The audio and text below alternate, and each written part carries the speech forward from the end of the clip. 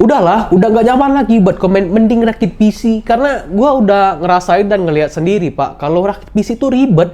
Belum lagi ntar ada aja masalahnya. Contohnya yang pernah duduk di sini ya waktu itu perkara masalah fan casing doang, itu sampai datangin teknisi. Belum kelar segitu juga, itu sampai bawa ke Mangga 2 kali atau 3 kali gitu ya, bolak-balik. Cuman perkara masalah fan casing doang. Yang itu loh, yang duduk di sini dan PC-nya serba putih. Daripada ribet kayak gitu, kenapa nggak langsung PC yang udah jadi kayak gini?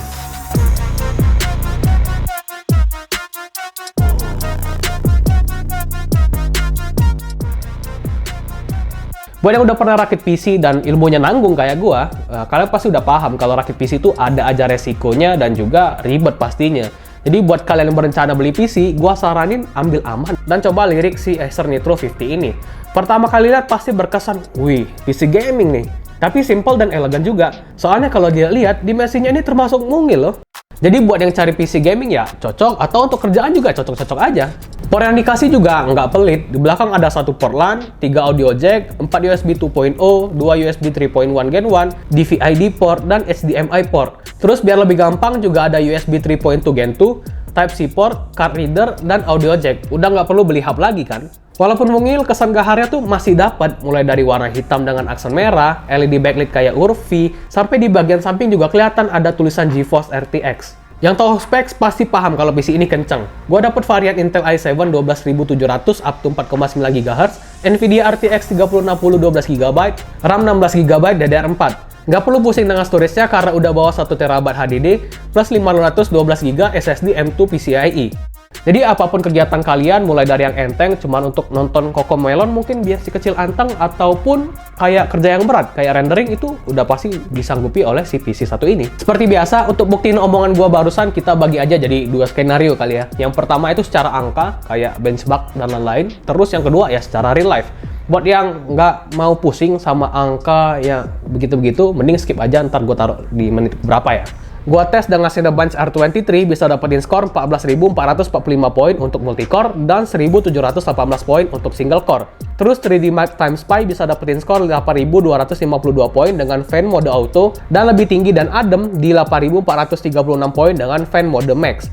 Render mobil BMW di aplikasi Blender juga bisa butuh waktu cuma 2 menit 37 detik aja. Dan gak ketinggalan, Crystal Dixmark bisa dapetin 2540 MB per second untuk read dan 551 MB per second untuk write. Dari benchmark udah kelihatan kalau skornya emang tinggi banget kecuali di Crystal Dixmark. Gimana kalau kita tes secara real life aja? Mulai dari browsing, buka aplikasi yang banyak, terus juga Office dan segala macam, ya udah pasti PC ini aman banget. Gak ada jeda sama sekali, semuanya berasa smooth dan ngebut banget. Gua tes untuk edit video di Adobe Premiere Pro 1 menit Full HD 25 fps dengan total size 355 MB cuma butuh waktu 23 detik doang.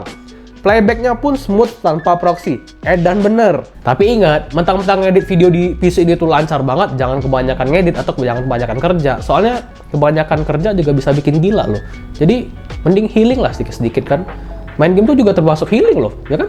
Mulai dari game yang paling ringan deh, Valorant Full HD rata kanan bisa dapat sekitar 220 sampai 250 fps, lancar jaya. Terus game andalan gua Overwatch bisa dapat 120 sampai 140-an fps di grafik rata kanan. Kalau mau lebih tinggi bisa turunin ke grafik ultra biar bisa dapetin 160-an fps.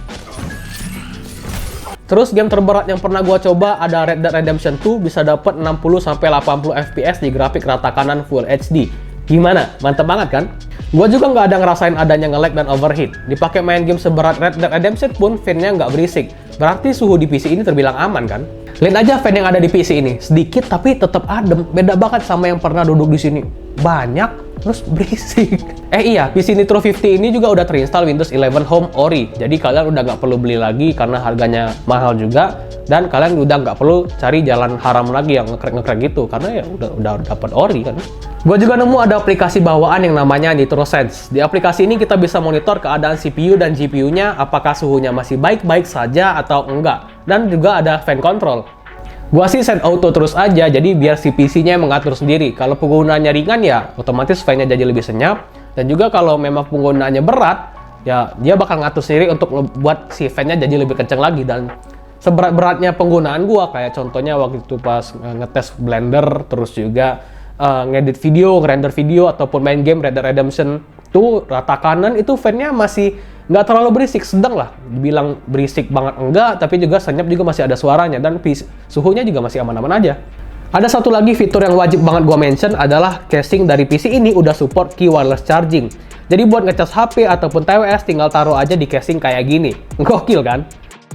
Untuk kekurangannya jujur gue bingung ya, soalnya pas gue pakai itu nggak ada kendala sama sekali, dan juga yang gue temuin tuh bukan disebut kekurangan juga ya, soalnya pas PC ini datang itu udah dapet keyboard dan mouse yang ya kalian bisa lihat sendiri ya, ini udah gue ganti sama yang punya gue biar kelihatan lebih keren, soalnya yang dapet itu ya kayak apa adanya gitu loh, masih pakai kabelnya belum branded, dan ya untuk nice to have aja lah, karena namanya juga dikasih ya kan. Kalau dikasih ya alhamdulillah udah dapat kayak gitu. Jadi misalkan kalian berencana beli PC ini ya dapat itu untuk sementara aja. Dan setelah gua cek di website-nya ternyata itu kita bisa dapetin free mechanical keyboard yang kalau stoknya masih ada. Jadi buat kalian yang berencana beli ya mumpung ada stoknya langsung gas aja. Untuk harganya menurut gua oke sih, 24.999.000. Dibanding PC rakitan ya udah pasti hitungannya lebih mahal, tapi ya kalian tahu sendiri kalau PC rakitan tuh ada aja resikonya, belum lagi buat kalian yang belum paham banget sama PC ya, ada resiko lain kayak bottleneck dan segala macam. Terus kalau misalkan kayak waktu itu motherboard gua rusak, itu cara klaimnya itu ribet coy. Gua harus cari dulu di mana si distributornya, siapa distributornya, terus kirimnya kemana. Terus juga SSD gua rusak, itu gua harus cari dulu distributornya siapa dan kirim kemana. Jadi daripada ribet kayak gitu kan, kalau PC build up kayak gini ya udah seluruh garansinya ya sama Acer. Jadi kalian udah gak perlu pusing lagi tentang masalah garansinya. Sekalian buat kalian yang butuh monitor, Acer juga ada Nitro RG241YP. Sesuai namanya, monitor ini ukurannya 24 inch dan karena bawa nama Nitro, speknya pasti gaming banget. Resolusinya Full HD, refresh rate 125Hz, dan respon time-nya 1 millisecond VRB. Buat kalian yang pakai AMD, bisa aktifin namanya fitur AMD FreeSync Premium yang bisa bikin tampilan pas gaming tuh jadi berasa lebih smooth lagi. Untuk kualitasnya juga nggak perlu ditanya lah ya. Combo bezelnya super tipis dan panel IPS udah pasti sedap banget dipandang mata. Warnanya gonjreng, kontras rasionya sampai 100 juta banding 1, brightness-nya sampai 250 nits, dan berasa imersif. Monitor ini juga sudah tersertifikasi VESA HDR10, di mana dapat menampilkan konten gambar detail pada bagian gelap dan terang secara lebih baik. Konektivitasnya pun udah oke, ada 2 HDMI v2.0, DisplayPort, dan ada audio out. Terus gua juga suka sama kakinya yang berbentuk V kayak gini. Dari penampilannya masih sedap dipandang mata dan build quality-nya tuh solid. Sayangnya gua nggak dapat info seberapa akurat warna yang ditampilkan si monitor ini. Jadi ya gua nggak tahu berapa persentase atau 100% sRGB di si IP3 segala macam, dan juga gua nggak bisa pastikan karena gua nggak ada alatnya, karena alatnya mahal pak, lumayan untuk mengukur akurat atau enggaknya gitu ya. Jadi ya seenggaknya si monitor ini udah ada mode sRGB, jadi kalian buat yang mau editing bisa switch ke mode sRGB biar warnanya jadi lebih akurat.